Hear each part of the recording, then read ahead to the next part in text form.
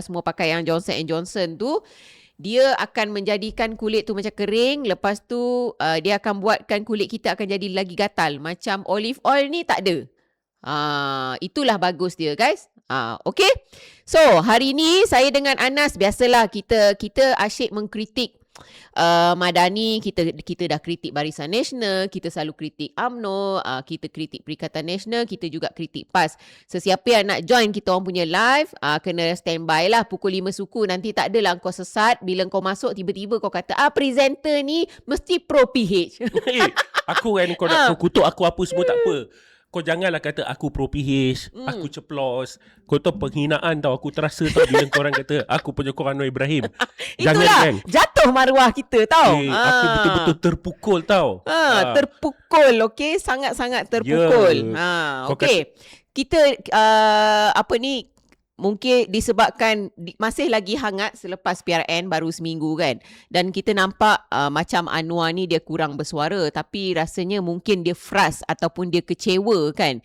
Dia kecewa macam tiba-tiba dia rasa apalah salah saya sebagai seorang Perdana Menteri ni.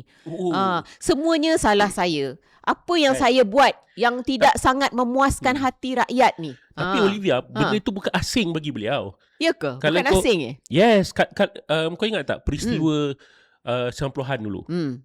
Mesti korang ingat. Mesti bila aku kata peristiwa 90-an, mesti korang ingat apa Bucu Katil tak kan? Tak, ini lain. Okay. Pasal masa tahun 90-an dulu, masa dia kena pecat, mesti korang ingat kes Sonsak bukan? Masa dia kena pecat, yang dia kata Mahathir tak mau ikut polisi ekonomi dia, ekonomi dia lagi bagus, Mahathir yang menyebabkan krisis kewangan. Lepas tu kalaulah dengar dia cakap negara kita takkan mengalami krisis kewangan. Ada satu lagi Olivia, kalau ikut solusi yang dia nak buat, negara kita akan cepat keluar daripada krisis kewangan. Ingat tak? Kan dia kata tidak ada salah dia. Ya, betul. Walhal ketika itu apa masa dia Menteri Kewangan kan, tak kisahlah dia sonsang atau tak sonsang, memang wajib dia dipecat. Sebab apa? Sebab negara kita ketika itu tak pinjam daripada IMF, tapi Anwar Ibrahim selaku Menteri Kewangan pada tahun 1990-an, dia buat polisi IMF. Antaranya apa? Apa dia buat waktu tu? Dia pergi naikkan kadar bunga semasa sampai aku tak ingatlah berbelas-belas peratus tau. Menyebabkan banyak syarikat-syarikat lingkup kan, sebab kadar bunga dinaikkan dengan begitu tinggi. Apa lagi dia buat? Macam-macam lagi tu antaranya lah. Sampai lepas tu apa lagi dia buat? Dia jangan cakap lah kalau nak buat capital control macam Tun Mahathir buat, dia takkan buat. Sebab dia memang taik IMF-nya. Lepas tu Tun Mahathir kena pecat dia dulu. Turunkan kadar bunga. Kan waktu tu dia agree dengan IMF. Jadinya dia memang kena pecat. Itu kita belum cerita perangai moral dia lagi. Betul. Tapi point dia Olivia, dia tak berlaku. Selepas isu yang dia kena pecat tu, dia ada masa tu dia dah jadi pembangkang Anas dia dah jadi belum lagi. Dia masa dia kena pecat tu Olivia, masa bila dia kena pecat? Ialah tahun 90-an 98 kan? 98. Tapi masa tu dia masih merayu, kalau kau ingat dia masa dia demo apa semua. Ya betul. Dia masih merayu pada Tun Mahathir pasal dia kata Tun Mahathir dihasut oleh orang kelilingnya. Sehinggalah dia ditangkap dekat rumah dia. Sebab apa? Masa tu aku ingat lagi. Kalau kau tengok video-video masa dekat parlimen apa semua tu kan? Bukan dekat parlimen, masa tu dia dekat yang mana? Dekat Masjid Negara, dia berceramah apa semua waktu tu. Ya Masjid Negara. Kan Masjid Negara tu ya, kan. Betul. Dia masih kata macam Tun Mahathir ni dia panggil ayahanda Mahathir. Dia percaya dihasut. Lepas tu dia macam dia merasakan dia dipecat kerana apa tahu Olivia? Kerana? Sebab kononnya dia menentang rasuah.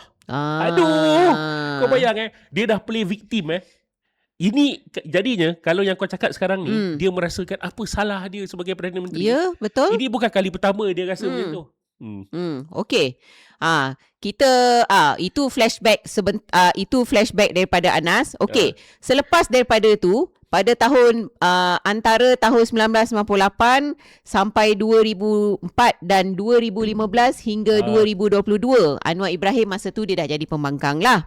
Dan dia punya komitmen dia memulakan agenda reformasi, guys. Waktu Dia memulakan agenda reformasi, lepas tu dia mengkritik pentadbiran sedia ada. Semua benda lah. Semua benda lah dia kritik. Dia kritik walaupun masa tu dia tak pegang kuasa, dia kata dia berangan lah nak membuat pemulihan institusi, keadilan sosial, dan antara fokus utama dia, Nas, banyak ni, Nas. Yang pertama ni, yang kita selalu dengar lah, pembebasan institusi kehakiman dan polis. Dia menekankan, Anwar Ibrahim pada satu ketika dulu menekankan supaya Badan Kehakiman dan Polis bebas dari campur tangan eksekutif.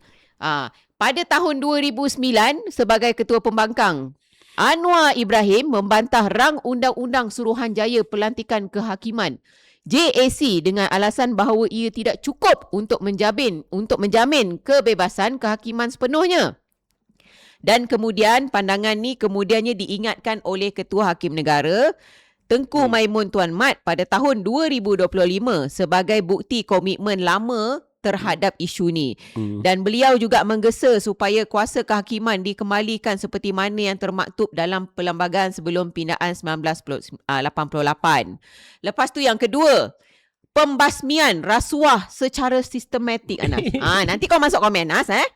Gelinya. Ini dia menyasarkan amalan kronisme. Dengar? Kronisme dan nepotisme. Saya dulu tingkatan 5 masa tahun 1990. Aku tak tahu pun apa nepotisme, apa kronisme. Aku dulu belajar daripada Anwar Ibrahim, Nas. Dia kata KKN. Kronisme. Apa KKN? Kronisme dan kronisme dan nepotisme. Tak ada kuasa. Apa ni?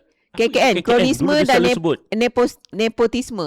Kronisme, nepotisme. Dia kata KKN, dia kata kan. Dia nak buat pembasmian rasuah dan salah guna kuasa. Isu rasuah, kronisme dan nepotisme, dia cakap KKN. Ini adalah dia punya teras naratif kepada reformasi, guys. Reformasi tu kalau kita nak cakap, kita kena teran sikit. Lepas tu accountability pemimpin. Dia berjanji untuk memastikan pemimpin yang terlibat dalam rasuah dan penyalahgunaan kuasa akan dipertanggungjawabkan tanpa mengira kedudukan mereka. Jangan komen dulu. Kau dengar dulu apa aku cakap, okey? I cakap dengan dia orang. Okey. Lepas tu, selaku pembangkang, Anwar dan gabungannya ketika itu Barisan Alternatif menjadikan isu rasuah, salah guna kuasa dan nepotisme dan kronisme sebagai tema utama dia orang punya kempen pada pilihan raya umum 1999. Okey. Kemudian kebebasan akhbar dan hak bersuara. Dia menuntut pemansuhan akta yang menyekat kebebasan media. Contohnya, berjanji untuk memansuhkan undang-undang yang dianggap menyekat kebebasan akhbar seperti Akta Hasutan 1948 dan Akta Rahsia Rasmi 1972 dan mengkritik tindakan terhadap editor akhbar yang dianggap sebagai ancaman kepada demokrasi. Ini adalah antara perkara pertama yang dia perjuangkan. Lepas tu dia memperjuangkan juga hak asasi dan kebebasan sivil, Anas. Dia menuntut hak bersuara dan berhimpun. Menggesa pemansuhan akta-akta yang dianggap mengekang kebebasan seperti Akta Hasutan. Anas mesti last akta tu nanti, Anas. Akta Polis, Akta Rahsia Rasmi dan Akta Universiti dan Kolej Universiti. Dan tuntutan ini adalah sebahagian daripada agenda yang dibawa oleh Anwar Ibrahim dan rakan-rakan seperjuangan untuk meluaskan ruang demokrasi di Malaysia.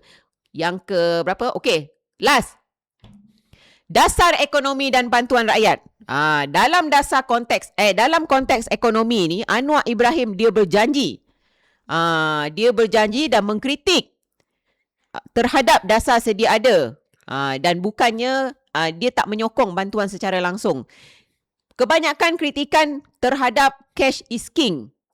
Dia secara lantang mengkritik pendekatan kerajaan pada beliau menjadi pembangkang memberikan bantuan tunai secara langsung cash handouts tu kepada rakyat dengan alasan mewujudkan kebergantungan dan merendahkan martabat rakyat, bukan memperkasa mereka untuk berdikari. Buktinya kita nampak bila masa zaman dulu ada orang dapat BRIM, diorang mengutuklah, kata ini malas lah, rasuah lah, mengharapkan bantuan daripada kerajaan lah, tak boleh berdiri di kaki sendiri lah, apa semua dan macam-macam lagi. Dan saya dah baca dah, yang ni ada lagi sebenarnya, tapi saya nak Anas masuk komen. Silakan Anas. Daripada apa yang aku cakap tadi. Kau dah kata benda tu dia tak buat tau. Benda tu kan, dia Anwar Ibrahim ni dia sering jaja kalau pasal ekonomi yang dia janjikan tak boleh buat sebab hutang tinggi sangat. Kan dia kata itu dia tak boleh buat. Dia tak boleh buat. Dia tak boleh hapuskan tol pasal dulu dia tak tahu apa benda terselindung di sebalik yang dia kata nak meringankan beban hidup rakyat tu. Dia kata dia kata dia tak boleh buat. Lepas tu